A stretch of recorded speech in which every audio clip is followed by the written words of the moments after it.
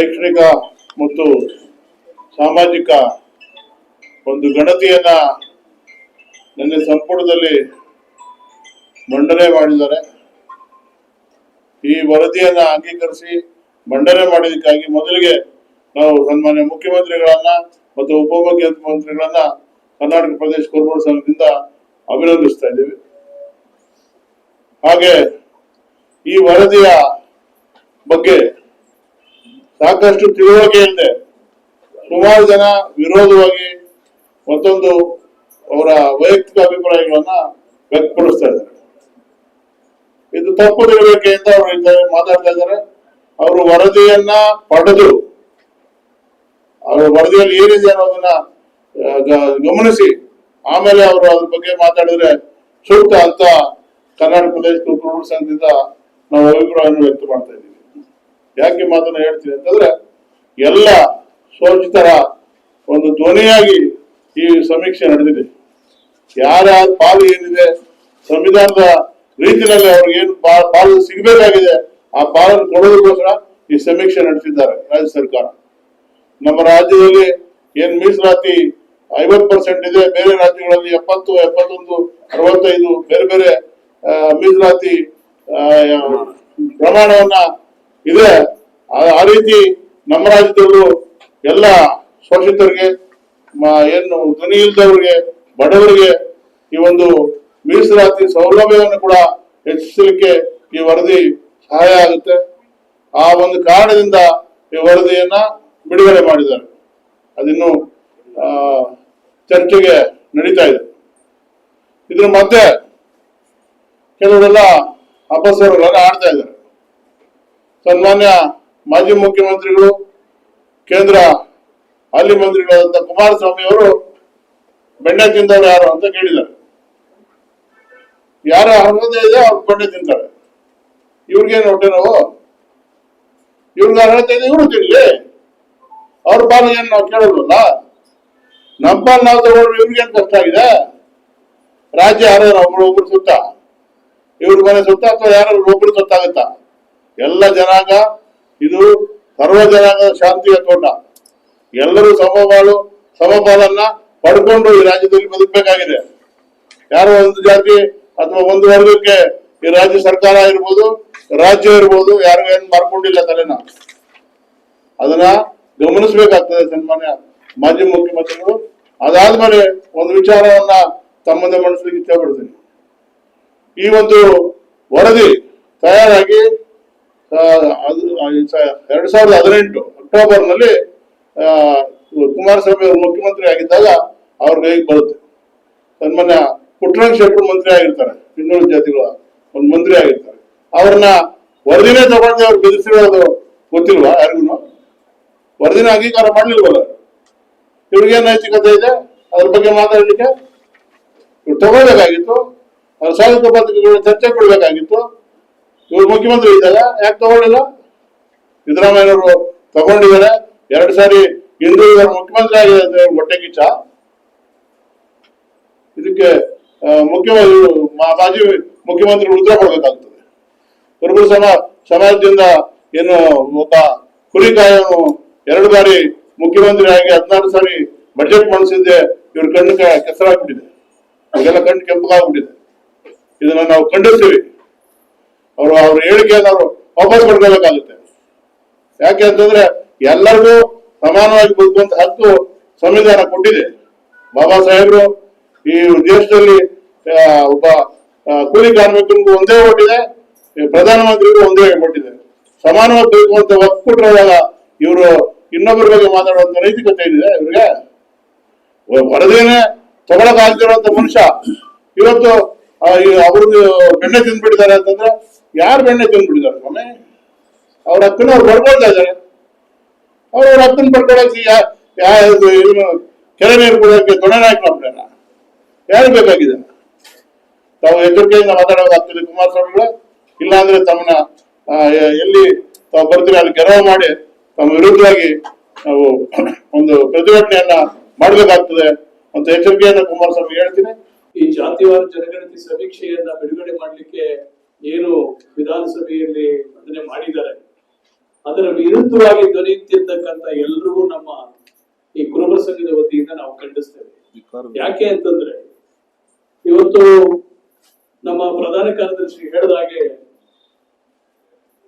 ಪ್ರಜಾಪ್ರಭುತ್ವದ ವ್ಯವಸ್ಥೆಯಲ್ಲಿ ಜನಗಳ ಏನು ಆಧಾರದ ಮೇಲೆ ಜನಗಣತಿ ಆಧಾರದ ಮೇಲೆ ಸವಲತ್ತುಗಳನ್ನು ಕೊಡಬೇಕು ಅಂತ ಹೇಳಿ ಸಂವಿಧಾನದ ಆಶಯ.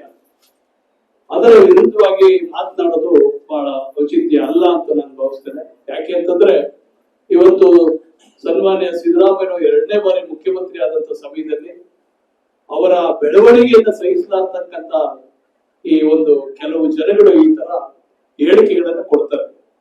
ಇವತ್ತು ಅವರ ಆಧಾರದ ಮೇಲೆ ಅವರ ಜನಸಂಖ್ಯೆ ಆಧಾರದ ಮೇಲೆ ಪಾಲನೆ ತಗೊಳ್ತಕ್ಕಂಥದ್ದು ಸಹಜವಾದದ್ದು. ಅದಕ್ಕೆ ವಿರುದ್ಧವಾಗಿ ಸನ್ಮಾನ್ಯ ಕುಮಾರಸ್ವಾಮಿ ಅವರು ಮಾತನಾಡ್ತಿದ್ದೀರಿ. ನಿಮಗೆ ಸ್ವಲ್ಪ ಪ್ರಜ್ಞೆ ಇರ್ಬೇಕಾಗ್ತದೆ. ಯಾಕೆ ಅಂತಂದ್ರೆ ನೀವು ಈ ರಾಜ್ಯದ ಮಾಜಿ ಮುಖ್ಯಮಂತ್ರಿಗಳು, ಹಾಲಿ ಕೇಂದ್ರದ ಸಚಿವರು ಮಾತನಾಡ್ಬೇಕಾದಾಗ ಎಚ್ಚರಿಕೆಯಿಂದ ಮಾತನಾಡ್ಬೇಕಾಗ್ತದೆ. ಇವತ್ತು ಸಿದ್ದರಾಮಯ್ಯನವರು ಒಬ್ಬ ಹಿಂದುಳಿದ ವರ್ಗದ ನಾಯಕ, ಅಲ್ಪಸಂಖ್ಯಾತರು, ದಲಿತರು, ಹಿಂದುಳಿದವರ ಬಗ್ಗೆ ಅಪಾರವಾದಂತ ಕಾಳಜಿ ಇಟ್ಕೊಂಡು ಇವತ್ತು ಜನಪರ ಕೆಲಸಗಳನ್ನ ಮಾಡ್ತಿರ್ತಕ್ಕಂಥ ನೋಡಿ ಸಹಿಸಲಾದ ಈ ಹೇಳಿಕೆಯನ್ನು ಕೊಡ್ತಾ ಇದ್ದೀವಿ. ನಾವು ಪ್ರದೇಶ ಕುರುಬ ಸಂಘ ಅದನ್ನ ತೀವ್ರವಾಗಿ ಖಂಡಿಸ್ತದೆ.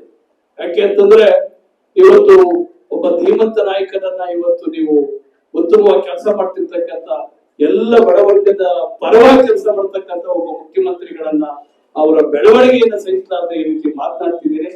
ಇವತ್ತು ಸಮೀಕ್ಷೆಯ ವರದಿಯ ಬಗ್ಗೆ ವಿರೋಧ ವ್ಯಕ್ತಪಡಿಸ್ತಕ್ಕಂಥ ಮುಂದುವರೆದಕ್ಕೆ ಹೋಗಿ ಎಲ್ಲ ನಾಯಕರು ನೀವು ಗೆದಿಬೇಕಾದ್ರೆ ಅಲ್ಪಸಂಖ್ಯಾತರು, ದಲಿತರು, ಹಿಂದುಳಿದವರು ಅಪಾರವಾದಂತ ಮತಗಳನ್ನ ಹಾಕಿ ನಿಮ್ಮನ್ನ ಇವತ್ತು ವಿಧಾನಸಭೆ ಕಳಿಸ್ಕೊಟ್ಟಿದ್ದಾರೆ. ನೀವು ಕೇವಲ ಯಾವುದೋ ಒಬ್ಬ ನಾಯಕರ ಬೆಳವಣಿಗೆಯನ್ನ ಸಹಿಸಲಾರದೆ ಏನೇನೋ ಹೇಳಿಕೆಗಳನ್ನ ಕೊಡ್ತಾ ಇದ್ದೀರಿ. ಅದನ್ನ ಯಾವತ್ತೂ ಈ ಪ್ರದೇಶ ಕುರುಬ ಸಂಘ ಒಪ್ಕೊಳ್ಳೋದಿಲ್ಲ. ಅದರ ಬಗ್ಗೆ ತೀವ್ರವಾಗಿ ಹೋರಾಟ ಮಾಡ್ಲಿಕ್ಕೆ ಸದಾ ಸಿದ್ಧವಾಗಿರ್ತದೆ ಅಂತ ಹೇಳ್ತೇನೆ. ಅದೇ ರೀತಿ ಮುಂದಿನ ದಿನಗಳಲ್ಲೂ ಸಹ ಇವತ್ತು ಬಿಡ್ಲಿ, ಚರ್ಚೆಗೆ ಬಿಡ್ಲಿ, ಅದೇನಾಗುತ್ತೋ ಆಗ್ಲಿ. ಏನಾದ್ರೂ ತಿದ್ದುಪಡಿಗಳಿದ್ರೆ ಅವಕಾಶಗಳಿದೆ, ಮಾಡ್ಲಿ. ಅದಕ್ಕೆ ಯಾರು ತಕರಾರು ಇರೋದಿಲ್ಲ. ಅದನ್ನು ಬಿಟ್ಬಿಟ್ಟು ಏಕಾಏಕಿ ಇದಕ್ಕೆ ತೀವ್ರ ನಾವು ವಿರೋಧಿಸ್ತೀವಿ. 2 ಕೋನರನ್ನ ಕಟ್ಕೊಂಡು ವಿರೋಧ ಮಾಡ್ಕೊಂಡು ನೀವು ಯಾವ ರೀತಿ ಸರ್ಕಾರ ನಡೆಸ್ತೀರಿ ಅಂತ ಹೇಳ್ತಕ್ಕಂಥ ಹೇಳಿಕೆ ಅದು ಯಾವ ರೀತಿಯಲ್ಲಿ ಇದೆ ಅಂತ ಅನ್ನೋದ್ರ ಬಗ್ಗೆ ತಾವೆಲ್ಲ ಯೋಚನೆ ಮಾಡ್ಬೇಕಾಗ್ತದೆ. ಮಾಧ್ಯಮದಲ್ಲಿ ಕೇಳಿರೋದು ನಾವು ಮನವಿ ಮಾಡ್ಕೊಳ್ಳೋದು ಇಷ್ಟೇ. ಏನು ಸತ್ಯಕ್ಕೆ ಹತ್ತಿರವಾಗಿರ್ತದೆ ಅದನ್ನ ನೀವು ಪ್ರಚಾರ ಪಡಿಸೋದ್ರಲ್ಲಿ ಮಾಡ್ಬೇಕು. ಅದಕ್ಕೆ ಪೂರಕವಾಗಿ ನೀವು ಕೆಲಸ ಮಾಡ್ಬೇಕಾಗ್ತದೆ. ಇವತ್ತು ವಂಚಿತರು, ಶೋಷಿತರು, ಅಲ್ಪಸಂಖ್ಯಾತರು, ದಲಿತರು, ಅಲೆಮಾರಿಗಳು, ಆದಿವಾಸಿಗಳು ಎಷ್ಟೋ ಜನ ವಂಚನೆಯಿಂದ ಏನು ಸವಲತ್ತುಗಳಿಂದ ವಂಚಿತರಾಗಿದ್ದಾರೆ. ಅವರೆಲ್ಲರಿಗೂ ನಾವು ಅನುಕೂಲ ಆಗ್ಬೇಕು ಅಂದ್ರೆ ಈ ವರದಿ ಜಾರಿ ಆಗ್ಬೇಕು. ಜಾರಿ ಆಗಿರತಕ್ಕಂಥದ್ದನ್ನ ಏನು ಇವತ್ತು ಮಂಡನೆ ಮಾಡಿರ್ತಕ್ಕಂಥದ್ದನ್ನ ಎಲ್ಲ ಒಕ್ಕೋಲಿಂದ ಎಲ್ಲ ಏನು ಕ್ಯಾಬಿನೆಟ್ ಇರ್ತಕ್ಕಂಥ ಎಲ್ಲ ಮಂತ್ರಿಗಳು ಇದಕ್ಕೆ ಪೂರಕವಾಗಿ ಕೆಲಸ ಮಾಡಿ ಇವರ ಜನರ ಈ ಒಂದು ಏನು ಕೆಳವರ್ಗದ ಜನ, ಶೋಷಿತ ವರ್ಗದ ಜನ ಇದ್ದಾರೆ, ಅವರ ಏಳಿಗೆಗೆ ತಾವೆಲ್ಲ ಶ್ರಮಿಸಬೇಕು. ಎಲ್ಲ ಶೋಷಿತರ ಮಕ್ಕಳ ವಿದ್ಯಾಭ್ಯಾಸ ಇರ್ಬೋದು, ಶೈಕ್ಷಣಿಕ ಇರ್ಬೋದು, ಉದ್ಯೋಗ ಇರ್ಬೋದು, ಸಾಮಾಜಿಕ ಇರ್ಬೋದು, ಎಲ್ಲ ಕ್ಷೇತ್ರದಲ್ಲೂ ಇದು ಬರ್ಬೇಕಾದ್ರೆ ಈ ವರದಿನಲ್ಲಿ ಗೊತ್ತಾಗ್ತದೆ. ಆ ಕಾರಣಕ್ಕೋಸ್ಕರ ನೀವು ಎಲ್ಲರೂ ಸಹ ಸಹಾಯ ಮಾಡ್ಬೇಕು. ಮತ್ತೆ ಕೇಂದ್ರದ ಸಚಿವರು ಇರ್ಬೋದು, ಇದರ ವಿರುದ್ಧವಾಗಿ ಮಾತನಾಡ್ತಕ್ಕಂಥ ಯಾರೇ ನಾಯಕರಾದರೂ ಸಹ ಅವರ ಬಗ್ಗೆ ತೀವ್ರವಾಗಿ ನಮ್ಮ ಪ್ರದೇಶ ಖಂಡಿಸ್ತದೆ. ಇದರ ಬಗ್ಗೆ ದುರ್ಗವಾದಂತ ಇದನ್ನ ಹೋರಾಟಗಳನ್ನು ಮುಂದಿನ ದಿನಗಳಲ್ಲಿ ಮಾಡ್ಬೇಕಾಗ್ತದೆ ಅಂತ ನನ್ನ ಎಚ್ಚರಿಕೆಯನ್ನು ಹೇಳಿ ನನ್ನ ಮಾತನ್ನು ಮುಗಿಸ್ತೇನೆ. ನಮಸ್ಕಾರ. ನೋಡಾಗಿರೋ ಮಾಹಿತಿಯನ್ನು ನಾನು ಪಡ್ಕೊಂಡಿದ್ದೀನಿ. ಆದ್ರೆ ಅವರಿಗೆ ಯಾವ ಜಾತಿಗಳಂತ ಗೊತ್ತಿಲ್ಲದೆ ಯಾವ ಸೌಲಭ್ಯಗಳಿಂದ ವಂಚಿತರಾಗುತ್ತವ್ರನ್ನ ಇವತ್ತು ಹುಡುಕುವಂತ ಕೆಲಸ ಕರ್ನಾಟಕ ಸರ್ಕಾರ ಅದು ಇನ್ನೂರ ಆಯೋಗ ಮಾಡಿದೆ. ದಯಮಾಡಿ ಎಲ್ಲ ಪ್ರಬಲ ಜಾತಿಯ ನಾಯಕರುಗಳಲ್ಲಿ ನಮ್ಮದೊಂದು ಮನವಿ ಮನವಿ ಮಾಡ್ತಾ ಇದ್ದೀವಿ. ದಯಮಾಡಿ ಇದು ಸಾರ್ವಜನಿಕ ಚರ್ಚೆ ಆಗ್ಲಿ. ನಿಮಗೆ ಈ ಒಂದು ನಿಮ್ಗೆ ಯಾವ್ದಾದ್ರು ಬಿಟ್ಟೋಗಿದ್ರೆ ಅವರ ಸೇರಿಸಲಿಕ್ಕೂ ಕೂಡ ಅವಕಾಶ ಉಂಟು. ನಿಮ್ಮ ಅಂಕೆ ಸಂಖ್ಯೆಗಳು ಇವತ್ತು ಕರಾವಳಿಯಿಂದ ಇಲ್ಲ ಅಂತ ಹೇಳಿ ನೀವು ಆಪಾದನೆ ಮಾಡ್ತಾ ಇದ್ದೀವಿ. ನೀವು ನಿಧಾನವಾಗಿ ಅವೆಲ್ಲವನ್ನೂ ಕೂಡ ನಿಮ್ಮ ಯಾವಿಂದ ಬಿಟ್ಟೋಗಿದ್ದಾವೆ, ಯಾವ ಗಣತಿಯಿಂದ ಬಿಟ್ಟೋಗಿದ್ದಾವೆ ಅವನ್ನೆಲ್ಲವನ್ನು ಸೇರಿಸ್ಕೊಳ್ಳಿಕ್ಕೆ ಅವಕಾಶ ಉಂಟು.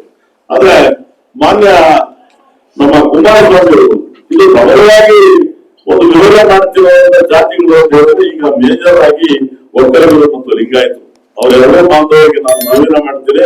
ನೀವು ಸರಿಪಡಿಸ್ಕೊಳ್ಳಿಕ್ಕೆ ಅವಕಾಶ ಇದೆ. ಬೇಡ, ಈ ರಾಜ್ಯದಲ್ಲಿ ಸಮಾಜ ಬಸವಾದಿ ಶರಣರು ನಡೆದಂತ ಒಂದು ರೂಢಿ ಇದು.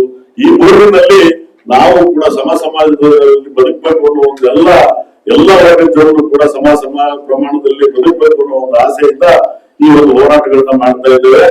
ಈಗ ಮುಂದುವರೆದ ಭಾಗ ಇದನ್ನು ಯಾರೇ ವಿರೋಧ ಮಾಡೋದು ಕೂಡ ನಾವು ಮನವಿ ಮಾಡ್ತಾ ಈ ಒಂದು ಕುಮಾರಸ್ವಾಮಿ ಅವರು ನಮಗೆ ಎಲ್ಲರಲ್ಲಿ ಪೂರ್ವೆ ಅತಿ ಹೆಚ್ಚು ಬೆಲೆ ತಿಂದರು ಅನ್ನೋ ಒಂದು ಪದವನ್ನ ಬಳಕೆ ಮಾಡಿದ್ದಾರೆ.